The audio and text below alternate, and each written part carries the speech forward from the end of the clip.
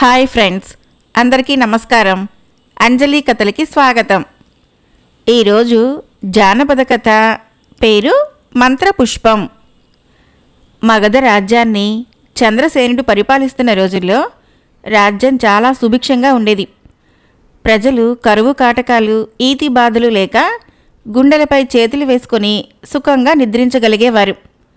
ఆకలి మంటలు ఎలాంటివో వారెరుగరు. దీని అంతటికీ మహారాజు ధర్మపాలనే కారణమని చెప్పుకొని ఆనందించేవారు మగధ ప్రజలు.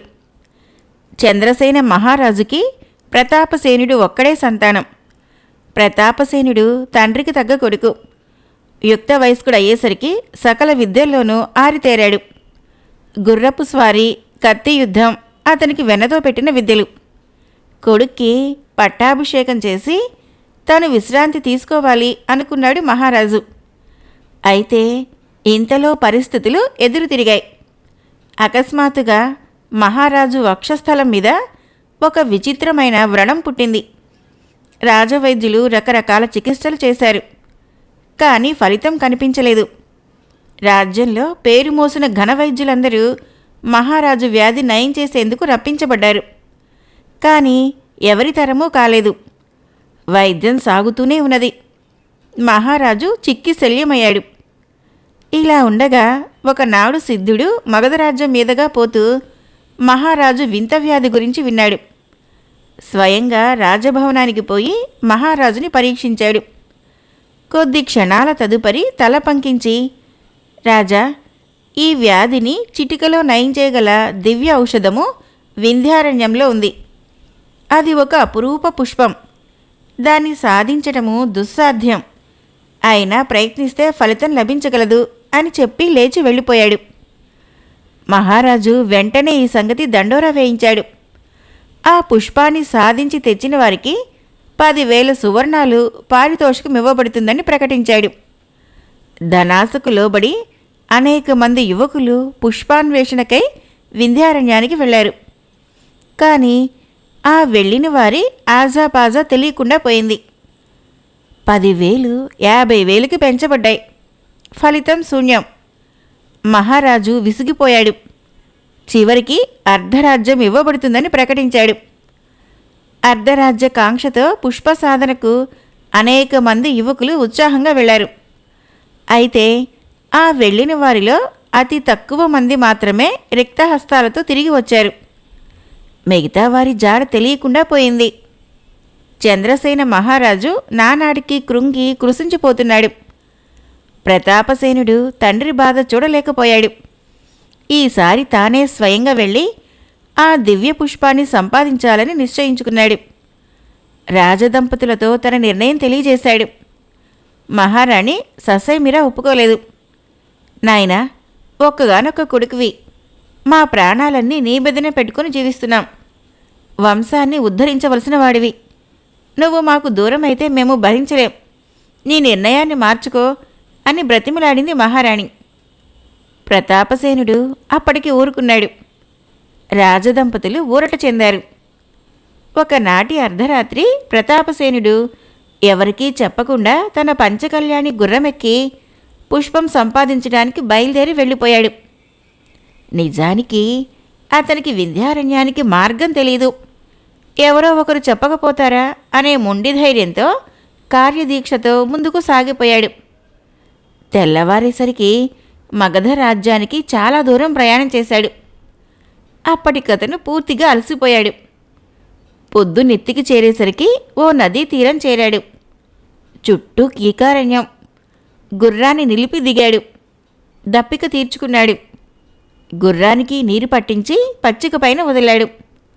ఓ చెట్టు నీడన కాసేపు నడుం వాల్చాడు. కాసేపట్లోనే నిద్రలోకి జారిపోయాడు. అకస్మాత్తుగా వినిపించిన ఓ స్త్రీ ఆర్తనాదం ప్రతాపసేనుణ్ణి నిద్ర నుంచి లేపింది. త్రుళ్ళిపడి లేచి కరవాలన్నీ చేతధరించి ఆర్తనాదం వినవచ్చిన దిక్కున పరిగెత్తాడు. గుబురుగా పెరిగిన ఆ అరణ్యంలో ఒకచోట భయంకర దృశ్యం అతని కళ్ళబడింది. అతని వేడి రక్తము ఉరకలు వేసింది. మొల నుంచి చువ్వున చురికని లాగి విసిరాడు. అక్కడ ఓ పెద్ద పులి ఒక స్త్రీ పైకి ఉరికేందుకు సిద్ధంగా ఉంది. ప్రతాపసేనుడు విసిరిన చురిక దాని కాలికి తగిలి ఒక్కసారిగా ఆ స్త్రీ విషయం వదిలి ప్రతాపసేనుడి మీదకి ఉరికింది ఆ పులి. ప్రతాపసేనుడు పులితో తలబడ్డాడు. దాని పంజా దెబ్బ నుంచి ఆత్మరక్షణ కావించుకుంటూ దాన్ని పొడిచి చంపాడు. పంజా చేసిన గాయం నుంచి రక్తం స్రవిస్తోంది. ఇంతలో వెనక నుంచి మరో పులి గాండ్రింపు వినిపించింది.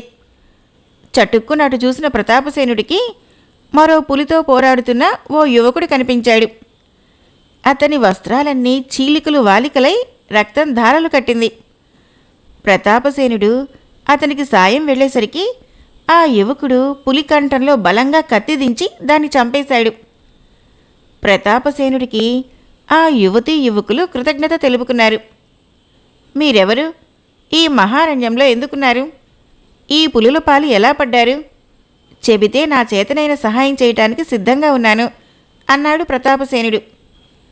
ఆ యువకుడు 2 క్షణాలు మౌనం తర్వాత ఇలా చెప్పాడు. మాది కుంతల దేశం. దానికి రాజు ప్రభాకరవర్మ. ఈమె అతని కుమార్తె వీణావతి. నేనా దేశపు మంత్రి కుమారుణ్ణి. నన్ను జయంతుడు అంటారు. మేమిద్దరము పరస్పరం ప్రేమించుకున్నాం. మా ప్రేమ కలాపాలు తెలిసి మహారాజు మండిపడ్డాడు. వీణావతిని నిర్బంధించాడు.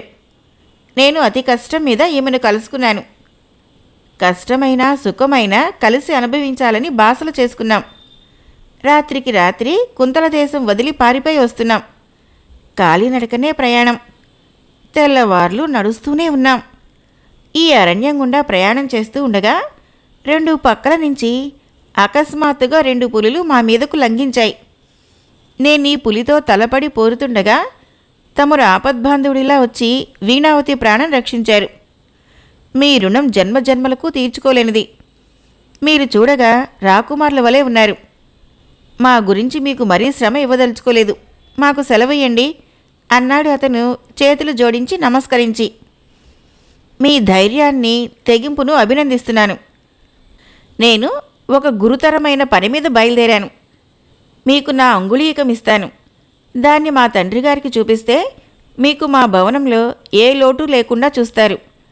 నా క్షేమ వార్త మా తండ్రి గారికి తెలిసినట్టు ఉంటుంది. ఏమంటారు అని ప్రశ్నార్థకంగా జయంతుడి వంక చూశాడు ప్రతాపసేనుడు. అప్పటికి పొద్దు వాలిపోయింది. జయంతుడు మొదట అంగీకరించలేదు, ప్రతాపసేనుణ్ణి ఇబ్బంది పెట్టాల్సి ఉంటుందని. కానీ గత్యంతరం లేక ఒప్పుకున్నాడు. ఆ రాత్రికి అక్కడే విశ్రమించి తెల్లవారుతూనే మగధ రాజ్యానికి పోవాలని నిర్ణయించుకున్నాడు జయంతుడు. ప్రతాపసేనుడు వారికి తోడుగా ఆ రాత్రి ఆ కీకారణ్యంలోనే గడపడానికి నిర్ణయించుకున్నాడు. అడవులో దొరికిన ఫలాలు పుట్టతేనే వాళ్ల కడుపులు నింపాయి. తెలతెలవారుతోంది. పక్షులు కిలకిల రావాలతో ఆహార సముపార్జన కోసం బయలుదేరుతున్నాయి. జయంతుడికి చటుక్కున మెలకువ వచ్చింది. వీణావతి కనిపించలేదు. అతని గుండె జల్లుమంది.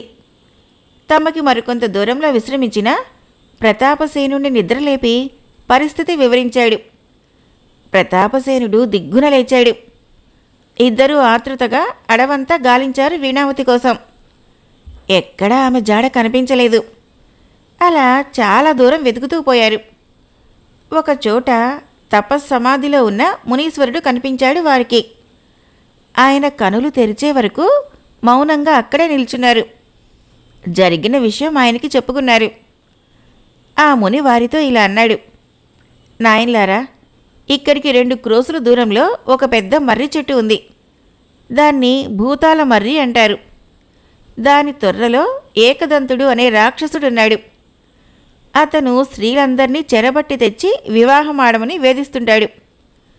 పగలు వారిని రాతి విగ్రహాలుగా మార్చి వేస్తుంటాడు. రాత్రులందు మాత్రమే నిజస్వరూపాలు పొందుతారు. ఒకవేళ అతను వీణావతిని చెరబట్టి ఉండవచ్చును.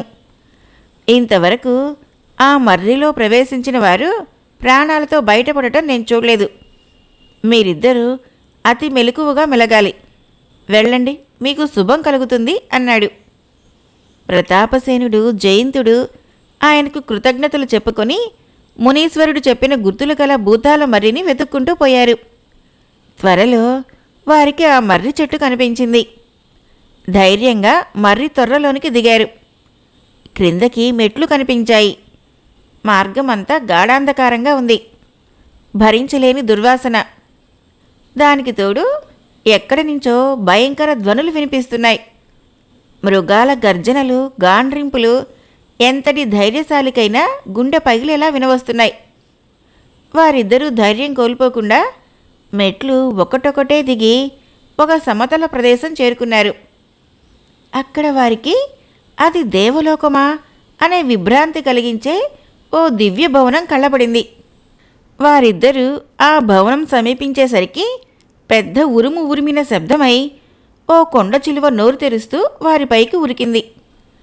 వారిద్దరూ ఒడుపుగా దాన్ని పట్టి హతమార్చేసరికి వారి కళ్ళెదురుగా ఓ బ్రహ్మాండమైన ఆకారం గల రాక్షసుడు నిలబడి ఉన్నాడు. అతని శరీరము 2 తాటి చెట్ల నిలువున ఉంది. చేతులు మోకాళ్ళు దాటి ఉన్నాయి. రొమ్ము బాగా పెద్ద కవాటంలా ఉంది. కనుగుడ్లు అగ్నిగోళాలా మెరుస్తున్నాయి. అతని శరీరఛాయ అమావాస్య నాటి అర్ధరాత్రిని జ్ఞప్తికి తెస్తోంది. అతను వికటాట్టహాసం చేసి కర్కశంగా ఇలా అన్నాడు: ఓరీ నరులారా, ఈ ఏకదంతుడి పరాక్రమం గురించి మీరు వినలేదా? విని ఉంటే ప్రాణాలకు తెగించి ఇలా వచ్చేవారా? నా నివాసంలోకి ప్రవేశించడానికి ఎంత ధైర్యంరా మీకు? నా పరాక్రమం కొద్దిగా చవి చూడండి ప్రస్తుతానికి అని భవనం దద్దరిల్లేలా నవ్వుతూ వారిరువురిని తన చేతుల్లోకి ఒడిసి పట్టుకున్నాడు. వాళ్ళు కత్తులు దూసే లోపల నేల మీద ఎత్తి పడవేశాడు. వెంటనే ఇద్దరికీ స్పృహ తప్పిపోయింది. వారిద్దరూ తెలివి తెచ్చుకొని చూసేసరికి ఓ విశాలమైన గదిలో బంధింపబడి ఉన్నారు. కటిక చీకటి. అది రాత్రిలో ఏ భాగమో తెలియకుండా ఉంది. భయంకరమైన నిశ్శబ్దం. కీచురాళ్ల శబ్దాలు భీకరంగా వినిపిస్తున్నాయి. ఇద్దరూ లేచి కూర్చోవాలని ప్రయత్నించారు. కానీ కాళ్ళు చేతులు బంధింపబడి ఉన్నాయి. దిక్కుదోచని స్థితిలో ఉండగా ఎక్కడి నుంచో మాటల సవ్వడి వినిపించింది. చెవులు రిక్కించి విన్నారు వాళ్ళు. ఆ శబ్దం ఎక్కడి నుంచి వస్తున్నది చాలాసేపటి వరకు అర్థం కాలేదు. అది తామున్న గది క్రింద నుంచి వస్తున్నట్లు గ్రహించాడు ప్రతాపసేనుడు. నేల మీద పడుకొని భూమికి చెవి యొగ్గి వినసాగాడు. అవి స్త్రీ కంఠాలు. ఎవరమ్మా నువ్వు? నిన్నీ దుర్మార్గుడు కొత్తగా చెరపట్టి తెచ్చినట్లున్నాడు. వీడి సంగతి నీకు తెలీదు. పరమ దుర్మార్గుడు. వీడి బారి నుంచి మనల్ని కాపాడే దిక్కులేదు అంటోంది ఒక స్త్రీ కంఠం నిరాశగా. ప్రతాపసేనుడి పద్ధతిని అనుసరించి వింటున్న జయంతుడి కళ్ళు ఆనందంతో మెరిశాయి. ఆ కొత్తగా చెరబట్టిన యువతి వీణావతి అయ్యుంటుందని నిర్ణయానికి వచ్చారు ఇద్దరు. తిరిగి మరో కంఠం వినిపించింది. ఎవరైనా సాహసవంతులు ఈ ఏకదంతుణ్ణి చంపి వాడి మంత్రదండాన్ని మన మీద తాకిస్తే మనకి చెర నుంచి, శిలారూపాల నుంచి విముక్తి కలుగుతుంది. ఈ విషయాన్ని ఆ రాక్షసుడే ఒకసారి గొప్పగా చెప్పుకున్నాడు. అయితే వీణ్ణి చంపగల సాహసి ఎవరు వస్తారు? నిరాశగా అంది ఆ కంఠం. ఇన్ని మంత్రతంత్రాలు గల దుర్మార్గుడు అంత సులభంగా చస్తాడా? మన పిచ్చిగాని అంది మరో కంఠం. ఆ సంగతి సేకరించాను. వీడికి ఒకే ఒక దంతం ఉంది. దాన్ని కాస్త పెకిలించి పారేస్తే చచ్చి ఊరుకుంటాడు అంది ఇందాకటి కంఠం. అసలు వాణ్ణి సమీపించగలవారెవరు? వాడసలే మాయలమారి. మనది అడియాసే. మన బతుకులింతే. భగవంతుని నమ్ముకున్న వాళ్లకు మంచే జరుగుతుంది. ఈ సమయంలో ఆ భగవద్ధ్యానం తప్ప మనకి మరో దారి లేదు. అది వీణావతి గొంతు. ఆ తర్వాత మాటలు నిలిచిపోయాయి. వీణావతి అక్కడున్న సంగతి నిశ్చయమైపోయింది. ఆ ఏకదంతుణ్ణి మట్టుపెట్టి వారందరికీ విముక్తి కలిగించటమే తక్షణ కర్తవ్యమని నిర్ణయించుకున్నారు.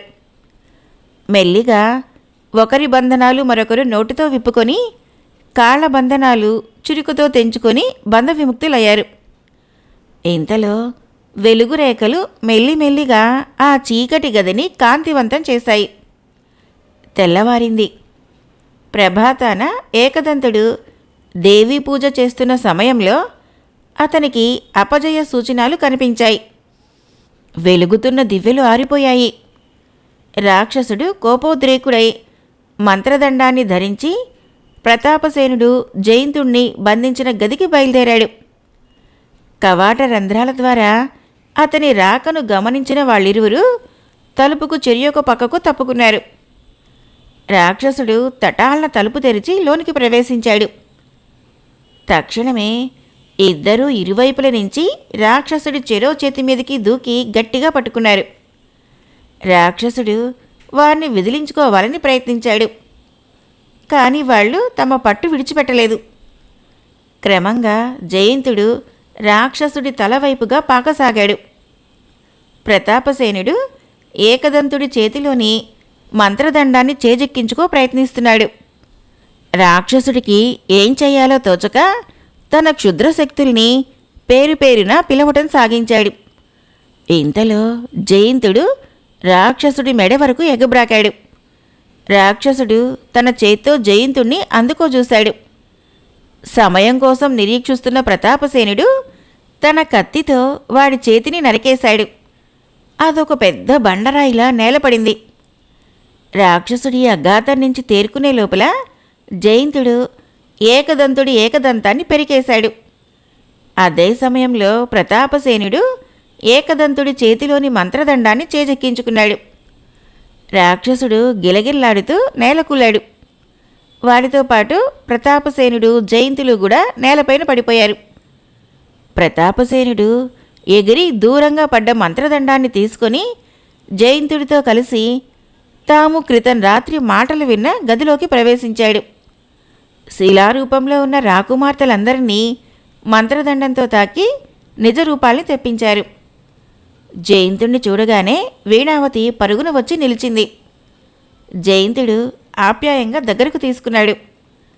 తక్కిన రాకుమార్తెలందరూ వారిద్దరికీ కృతజ్ఞతలు చెప్పుకున్నారు.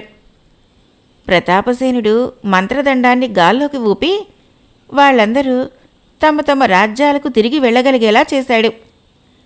ప్రతాపసేనుడు జయంతులు వీణావతిని తీసుకొని ఆ భవనం నుంచి బయటపడ్డారు. అయితే వాళ్ళకి తాము మొదట ప్రవేశించిన బిలమార్గం ఎక్కడుందో కనిపించలేదు. తిరిగి తిరిగి మళ్ళీ బయలుదేరిన చోటుకే వచ్చారు. వారికి ఎదురుగా కాళీమాత విగ్రహం కనిపించింది. నాల్కులు చాచి భయంకరంగా ఉంది. పక్కన ఏదో చక్రం వంటి సాధనం కనిపించింది.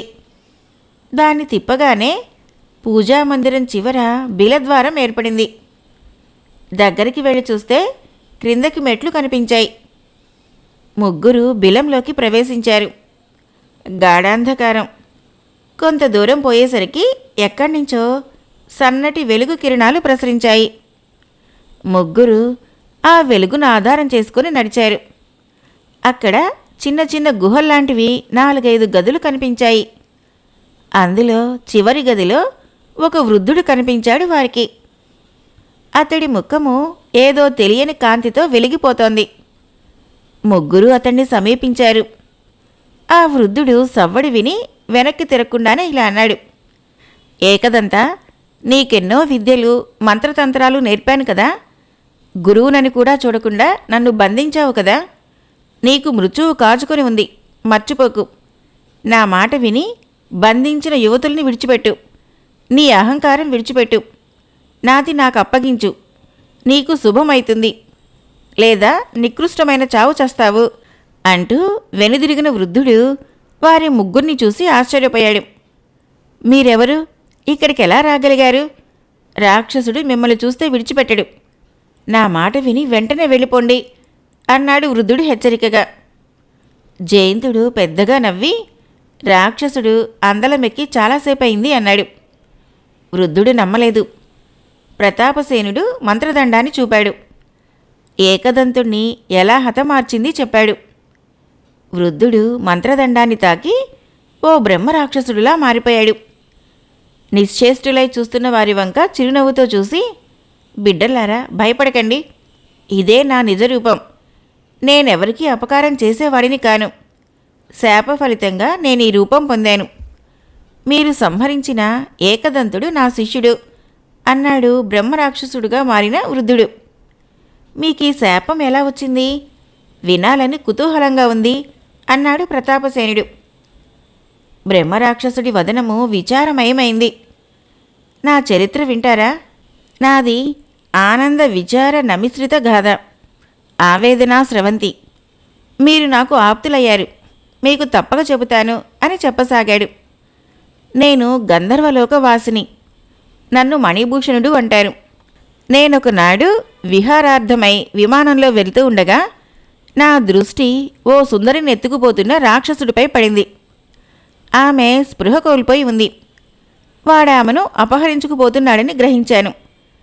తక్షణము నేను వాణ్ణి ఎదుర్కొని సంహరించాను. ఆ మరుక్షణమే రాక్షసుడి స్థానంలో ఓ మునిబాలకుడు కనిపించాడు. అతని వదనము తేజస్సుతో వెలిగిపోతోంది. నేను ఆశ్చర్యపోయాను. అతను వినయంగా నమస్కరించి తన వృత్తాంతం చెప్పాడు. అతను మునికుమారుడు. విద్యాభ్యాసం చేయటానికి ధూర్జటి మహాముని వద్ద శుశ్రూష చేస్తూ మునిపత్నిని చెరబట్టబోయాడు. మునిపత్ని ఆగ్రహించి రాక్షసుడిగా 1000 ఏళ్లు పడుండమని శపించింది. శాప విమోచనం కోరిన మునికుమారుడితో నాలాగే వంచటానికి ఒక యక్షిణిని గొనిపోతూ ఉండగా మణిభూషణుడు అనే గంధర్వుడు నిన్ను సంహరిస్తాడు. అప్పుడు నీకు విముక్తి అని విమోచన మార్గం చెప్పింది గురుపత్ని. ఆమె చెప్పిన ప్రకారము నా వలన మునిబాలకుడు విముక్తుడయ్యాడు. నాకు కృతజ్ఞతలు తెలిపి తన దారి తాను పోయాడు. ఈ లోపల యక్షిణి మూర్ఛరించి తేరుకొని నన్ను చూసి కంగారు పడింది. నేను జరిగిన సంగతి చెప్పి ఆమెని నా విమానంలో స్వస్థలం చేర్చాను. అప్పుడే మా ఇరువురి మనస్సులోనూ అనురాగ బీజం మొగ్గతొడిగింది. అది క్రమంగా కొమ్మలు వేసి పుష్పించింది. మేమిద్దరము అనేకసార్లు ఏకాంతంగా కలుసుకొని ఒకరి మనసు మరొకరికి అర్పితం చేసుకున్నాం. ఇది ఆమె తండ్రి కంటపడింది. నన్ను ఆమె వంక చూడరాదని శాసించి ఆమెను నిర్బంధించాడు. నేను ఆమెను కలుసుకోవాలని చేసిన ప్రయత్నాలు విఫలమయ్యాయి. చిట్ట చివరికి ఒకనాడు ఆమె తండ్రి లేని సమయం చూసి ఆమెను నిర్బంధించిన భవనానికి ప్రవేశించాను. ఆమె నా ఎడబాటుకు కుమిలిపోతోంది. నన్ను చూసి ఆనందంతో నోట మాట రాలేదు. అయితే మా ఆనందం క్షణికమే. ఆమె తండ్రి ఆమెను చూడవస్తున్నాడన్న వార్త వచ్చింది. నేను తప్పించుకునేంతలోనే ఆయన రానే వచ్చాడు. నన్ను చూసి కోపం పట్టలేక, రాక్షస మాయతో ఇక్కడికి ప్రవేశించావు కాబట్టి బ్రహ్మరాక్షసుడివై పడి ఉండు అని ఘోరంగా శపించాడు. నేను ఆయన కుమార్తె కాళ్ళ వేళ్లపడి ప్రార్థించగా మనసు కరిగి అరచేత పుట్టుమచ్చ కలిగిన వీరుడి చేతిలో మరణిస్తే శాప విమోచనం కలుగుతుందని చెప్పాడు. ఇదే ఆనాటి నా రూపం. నేను కొంతకాలం తపస్సు చేసి సిద్ధుణ్ణయ్యాను. ఎన్నో మాయలు మంత్రతంత్రాలు నా వశమయ్యాయి. ఈ మర్రి చెట్టు నా నివాసంగా చేసుకొని దీని తొర్రలో సొరంగం సృష్టించి ఈ భవనాలు నేనే నిర్మించాను. ఇలా ఉండగా ఒకరోజు ఈ ఏకదంతుడు ఈ చెట్టు క్రింద విశ్రమించడం చూశాను. అతన్ని శిష్యుడిగా స్వీకరించాలని కోరిక కలిగింది. అతను కూడా గురువు కోసం వెతుకుతున్నాడని తెలిసింది. వెంటనే అతన్ని నా దగ్గరుంచుకొని అన్ని విద్యలు నేర్పాను. మంత్రతంత్రాల్లో నా అంతటి వాణ్ణి చేశాను. ఇద్దరము ఇక్కడే కలిసిమెలిసి ఉండేవాళ్ళం. కొంతకాలం గడిచింది. నా శిష్యుడు స్త్రీ వ్యామోహంతో పరస్త్రీలను, అందున ముక్కుపచ్చలారని రాజకుమార్తెలను అపహరించుకొని వచ్చి నిర్బంధించడం నా కళ్ళబడింది. తప్పని వారించిన నన్ను వృద్ధుడిగా మార్చి మంత్రదండంతో నిర్వీర్యుని చేశాడు. తనకి అడ్డు తగలకుండా ఈ గదిలో బంధించాడు. అది వాడు నాకిచ్చిన గురుదక్షిణ. మీరు సంహరించిన ఆ ఏకదంతుడే నా శిష్యుడు అని ముగించాడు బ్రహ్మరాక్షసుడి రూపంలో ఉన్న మణిభూషణుడు. ప్రతాపసేనుడు శ్రద్ధగా ఆలకించి, మీకు శాప విమోచనం అరచేత పుట్టుమచ్చగల వీరుడి వల్ల కదూ అవుతుందన్నారు అన్నాడు సాలోచనగా. అవునాయనా, అలాంటి వీరుడి కోసమే ఎదురుచూస్తున్నాను. ఏదో నాటికి ఆ వీరుడు రాకపోడు. యక్షిణి తండ్రి ఇచ్చిన గడువు పూర్తి కావస్తుంది కూడా అన్నాడు మణిభూషణుడు. ప్రతాపసేనుడు తన ఎడమ చేతి అరచేయి మణిభూషణుడికి చూపించాడు. కంది గింజంత పుట్టుమచ్చ కొట్ట వచ్చినట్లు కనిపించింది. మణిభూషణుడి కళ్ళు ఆనందంతో మెరిశాయి. వచ్చావా తండ్రి? ఇంతకాలం ఎదురుచూస్తున్నది నీ గురించే. నీకు నా చరిత్ర చెప్పకుంటే నువ్వే ఆ వీరుడువని నాకు తెలిసే అవకాశం లేకపోయేది. నీ కత్తితో నన్ను సంహరించి నన్ను ఈ ఘోర శాపం నుంచి విముక్తిని చెయ్యి మహానుభావా అన్నాడు మణిభూషణుడు ఆనందంగా. జయంతుడు, వీణావతి సంభ్రమంగా చూస్తున్నారు. ప్రతాపసేనుడు కత్తినెత్తి ఒక్క వ్రేటుతో మణిభూషణుడి తల తెగ నరికాడు. కళ్ళు మిరిమిట్లు గొలిపే కాంతి పుట్టి బ్రహ్మరాక్షసుడి స్థానంలో ఓ దివ్య పురుషుడు నిల్చొని ఉన్నాడు. నీ దయవల్ల నేటికి విముక్తి లభించింది నాయనా. నీకు నా కృతజ్ఞతలు. నీకు ఎలాంటి సహాయం కావాలన్నా చేస్తాను, కోరుకో అన్నాడు మణిభూషణుడు. తన తండ్రి ఔషధం గురించి అడగాలని నోటి చివరి వరకు వచ్చింది ప్రతాపసేనుడికి. కాని తను స్వశక్తితో సాధించాలి కాని యాచించి కాదు. ఇలా అనుకుని అతను మణిభూషణుడితో, నాకే కోరికలు లేవు స్వామి. మీరు మీ నిజరూపం పొందారు, అదే చాలు. నా వలన ఈ కార్యం జరగటం నాకు ఆనందదాయకంగా ఉంది అన్నాడు. మంత్రపుష్పం జానపద నవల మొదటి భాగం సమాప్తం. ఫ్రెండ్స్, నా కథలు నచ్చినట్లయితే మన ఛానల్ని తప్పకుండా సబ్స్క్రైబ్ చేయండి, లైక్ చేయండి, షేర్ చేయండి, కామెంట్ చేయండి. Thank you.